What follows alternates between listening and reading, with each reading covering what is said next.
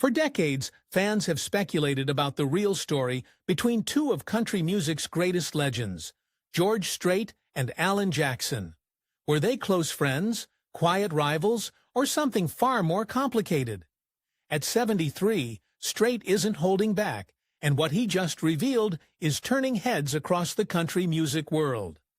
Long before the cowboy hat became a crown, before the platinum record sold out stadiums and the title King of Country, George Harvey Strait was just a quiet Texas boy with a heart full of music and a story no one saw coming. Born on May 18, 1952 in Poteet, Texas, a town so small it barely shows up on the map, George grew up far from the bright lights of Nashville or the celebrity buzz of Los Angeles.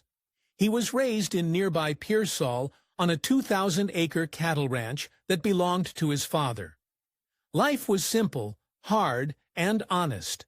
His father, John Strait, was a junior high school math teacher and rancher, a man who believed in work, respect, and keeping your head down. And maybe that's where George learned his lifelong philosophy: say little, sing loud, and let the music do the talking. But here's something most fans don't realize. George didn't start off chasing country music. In high school, he played in a garage rock band. It wasn't until he joined the U.S. Army and was stationed in Hawaii that something clicked.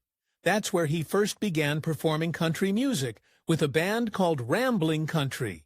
And that far from home, surrounded by military life, is where the cowboy was born. Still, his early journey back home wasn't easy.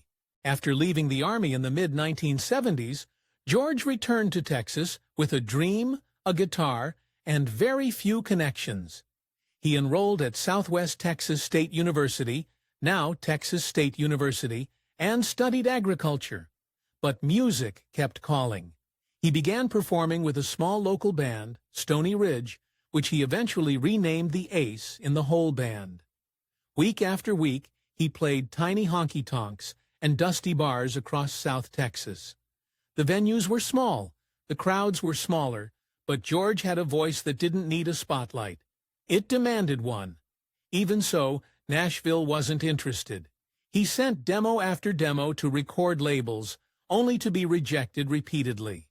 He was told his sound was too traditional, too old-fashioned, and not marketable. In an era where pop country was gaining traction, George's throwback style didn't fit the mold.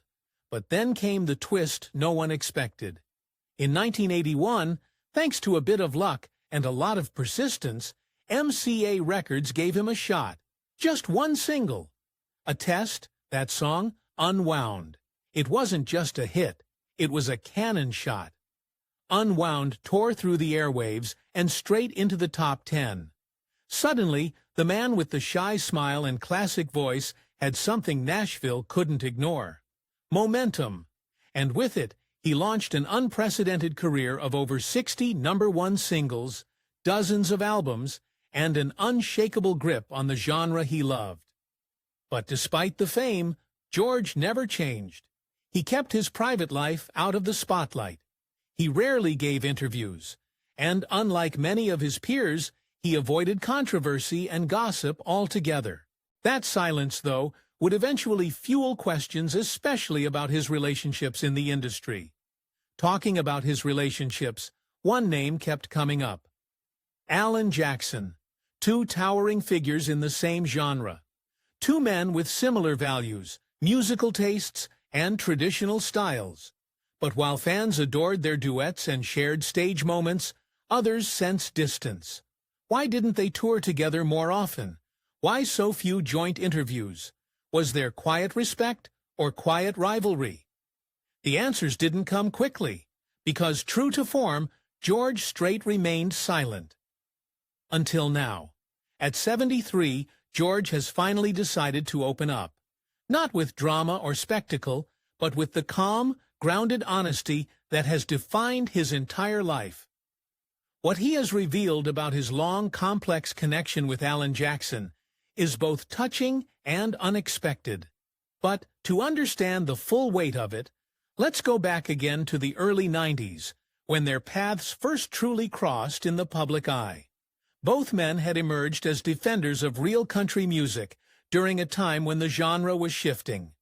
While other artists were blending rock and pop into their sound, George and Alan held firm. They valued steel guitars over synths, story-driven lyrics over catchy hooks. That made them outliers and allies. But with similar audiences and a changing industry, even quiet alliances could feel like competition. Yet, through it all, there was a mutual respect that never wavered. George once said privately to a close friend, as revealed in a 2018 radio interview, "Alan is the kind of guy I would tip my hat to, even when no one is watching." That quote would eventually take on more meaning than fans realized, especially when you consider what happened behind the scenes, like the time George reportedly stepped aside from a major award nomination to make room for Alan, or how both men lobbied privately for the return of traditional sounds to the Country Music Association's annual awards when the genre became increasingly pop-dominated. They were fighting the same fight, just not always side by side.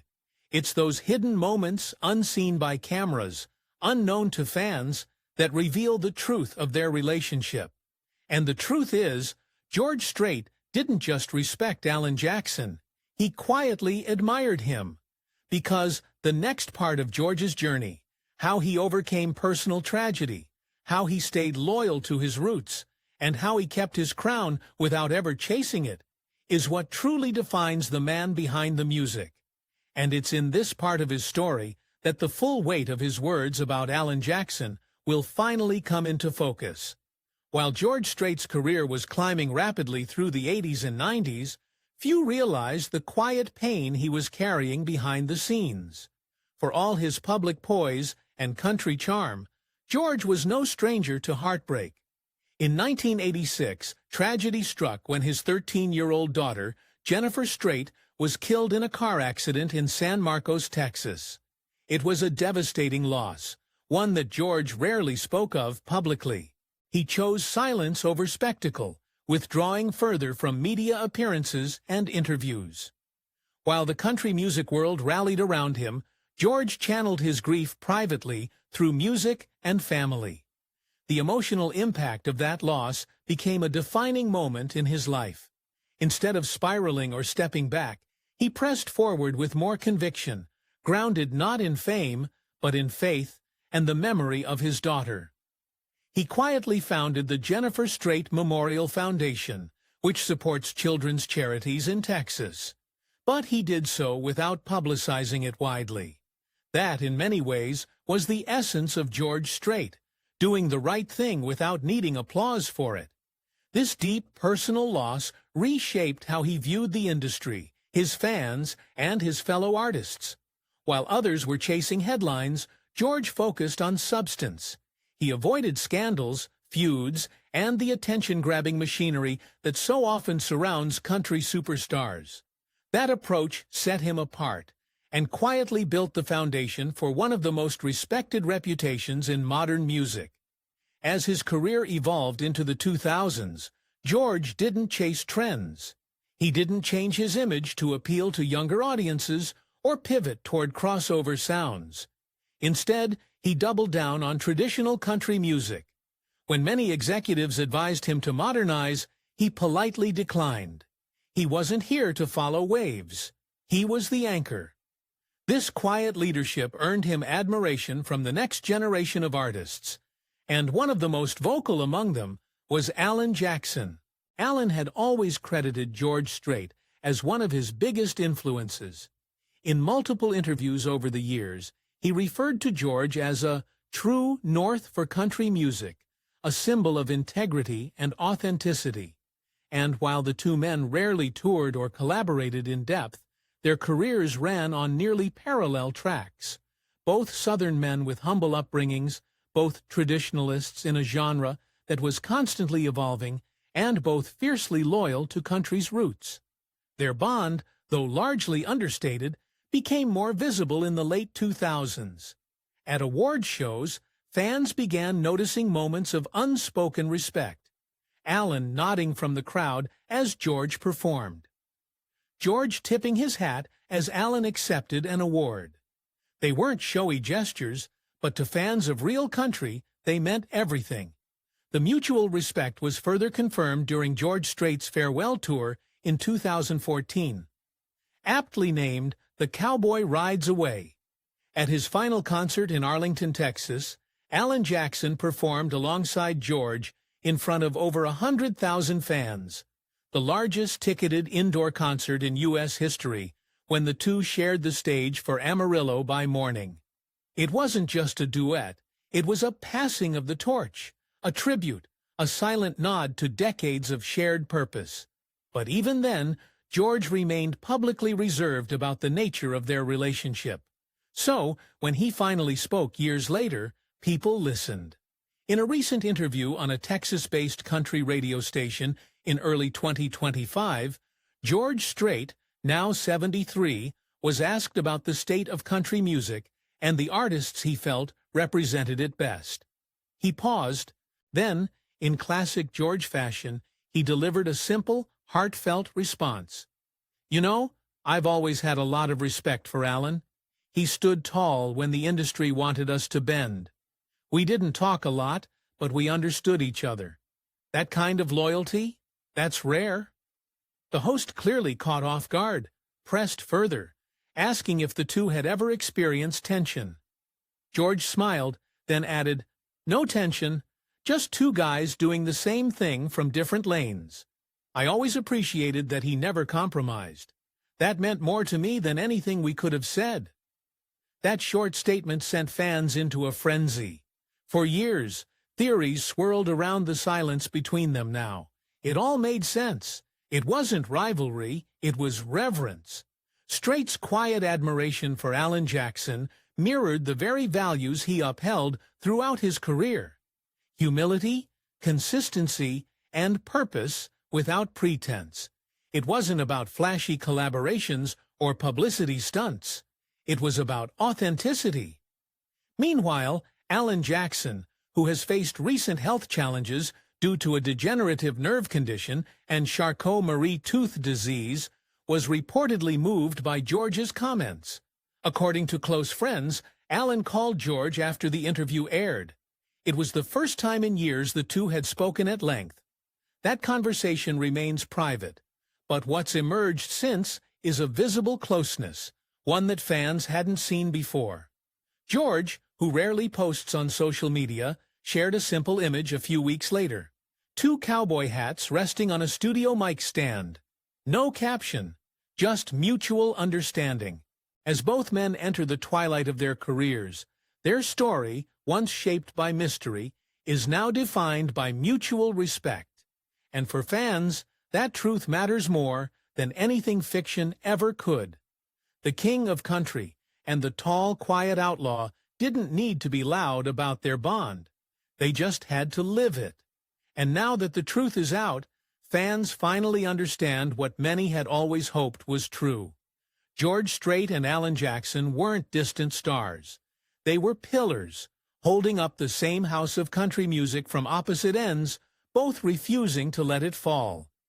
With a combined total of over 150 million albums sold and more than 100 #1 hits between them, George Strait and Alan Jackson didn't just dominate country music. They defined its boundaries. They created the framework for what a country could be when held tight to its roots, even as the industry around them shifted toward commercialism and crossover success. And today, their influence runs deeper than charts or awards. It's in the DNA of modern country music. As younger artists rise, many of them, whether traditionalists or genre blenders, still measure themselves against the quiet standards set by Strait and Jackson. Their work ethic, clean reputations, and refusal to be swayed by industry trends have become the gold standard. For many aspiring country artists, being successful no longer just means landing a hit. It means being respected like George. It means standing firm like Alan. This impact is seen most clearly in the world of today's stars. Luke Combs, who often performs covers of both artists in his live shows, has publicly said, "You can't call yourself country if you don't acknowledge what George and Alan built. They made it okay to be proud of your accent, your roots, your story." Combs, often praised for his own neo-traditional style, considers them his blueprint. Similarly, John Party, another staunch defender of traditional country, credits his sound to the foundation they built. They didn't yell about what they stood for, they just showed up year after year and reminded us where we came from. Even artists who have taken the genre in new directions, like Chris Stapleton or Cody Johnson, cite them as formative influences. For them, the question isn't whether George Strait or Alan Jackson was popular, but whether they were true. And in a time when authenticity is currency, Strait and Jackson's legacies have never been more relevant. Their influence even extends beyond music. In an industry often fueled by image and scandal, both men maintained quiet, private lives. George Strait has been married to his high school sweetheart Norma since 1971. Alan Jackson married Denise Jackson in 1979, and despite publicized marital challenges, they have remained together. Where personal branding often overshadows artistry, these long-lasting relationships offered something increasingly rare: stability and discretion. What also sets them apart is their restraint. They never claimed to be perfect or outspoken heroes of the genre. They didn't criticize the evolution of country music with bitterness. Instead, they simply held their ground and let time vindicate their style. And time did. As the 2010s saw country music become more influenced by pop, EDM, and hip-hop, many longtime listeners became disillusioned. They missed the fiddle, the steel guitar, the storytelling. And suddenly, the music of George Strait and Alan Jackson felt more essential than ever. Country radio might have changed, but the fans had not. This nostalgia-driven resurgence led to a deeper appreciation for their discographies. George Strait's Troubadour became an anthem for aging gracefully in the spotlight, while Alan Jackson's Where Were You When the World Stopped Turning was revisited as one of the most honest, unfiltered musical responses to national tragedy. In 2022, when Alan revealed his battle with Charcot-Marie-Tooth disease, the country community rallied behind him. Tributes poured in, not just from peers, but from new artists who grew up listening to him and modeled their careers after his. George Strait, characteristically private, released a short statement offering support. "Alan has always walked with grace, on and off stage, and I know he'll continue to do so." This kind of quiet brotherhood, unspoken for decades, was finally on full display. Meanwhile, George Strait's semi-retired status only enhanced his legend. After the world stopped touring regularly after 2014, he continued to perform selective shows, often to sold-out stadiums. And in doing so, he preserved a rare kind of mystique. When George plays now, it feels less like a concert and more like a national holiday for country fans. Their legacy has also been institutionalized. George Strait was inducted into the Country Music Hall of Fame in 2006, a pivot toward authenticity in an age of performance. They taught an entire generation that it was okay to speak softly and sing truthfully, that you didn't need gimmicks or headlines to make an impact, that the weight of your words mattered more than the number of your stream. And perhaps most importantly, they reminded the world that country music at its core is about real lives, struggle, and pride. The cowboy hats weren't props. The stories weren't fabricated. They were reflections of the lives their audiences were living. Now, as George Strait enters his mid-70s and Alan Jackson continues to face the realities of a progressive illness, the two men stand as monuments, not just to country music, but to a way of being in the public eye. Honest, modest, resilient. In a 2024 interview, Lainey Wilson said it best. "They made space for people like me, and they never once asked for credit. And that's the ultimate irony. The two men who never demanded attention became the standard by which everyone else is measured. Their bond, long misunderstood, finally clarified, only deepens that impact. What began as two parallel careers has, in hindsight, become a shared chapter in country music history. One written not with loud declarations, but with quiet dignity.